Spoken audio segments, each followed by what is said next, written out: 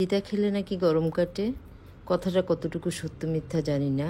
তবে প্রচণ্ড গরম পড়েছে, এই গরমে হালকা পাতলা খাবার খেলেই শরীর ও পেট ভালো থাকে।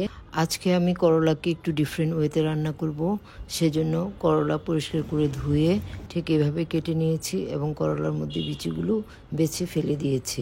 এবার একটি প্যানে কুচনো করলা ঢেলে নিয়েছি, সাথে ছোট্ট একটা আলুও কুচো করে দিয়েছি, আরও দিয়েছি টমেটো কুচি, সামান্য পরিমাণ মসুর ডাল ও বেশ কিছু কাঁচামরিচ ফালি করে দিয়েছি।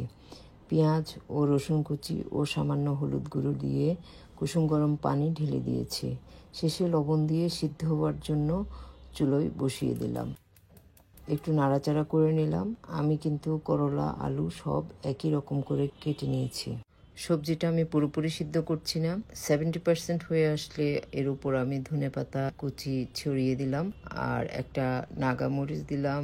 এটা পরে ভাতের সাথে আসলে খেতে একটু ঘ্রাণ লাগে।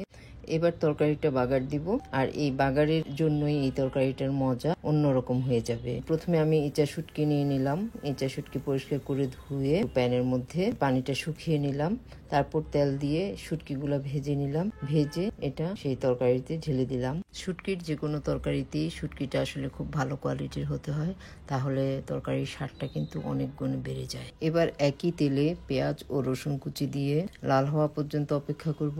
লাল হয়ে গেলে এবার তরকারিতে তার ঢেলে দিয়ে আর কিছুক্ষণ রান্না করলেই তরকারিটা রান্না কমপ্লিট হয়ে যাবে। তো এই তো রান্না হয়ে গেল। কম ইনগ্রেডিয়েন্টসে খুবই সাধারণ রান্না এটি, কিন্তু খেতে অনেক ভালো লাগে। এভাবে রান্না করবেন, আশা করি ভালো লাগবে। আমার ঘরে সবাই এটা পছন্দ করে, তাই আমি এটা প্রায় রান্না করে থাকি। রান্নাটা কার কেমন লেগেছে কমেন্ট করে জানাবেন। আজ এই পর্যন্তই, সবাই ভালো থাকবেন, সবার জন্য দোয়া থাকলো। আল্লাহ হাফিজ।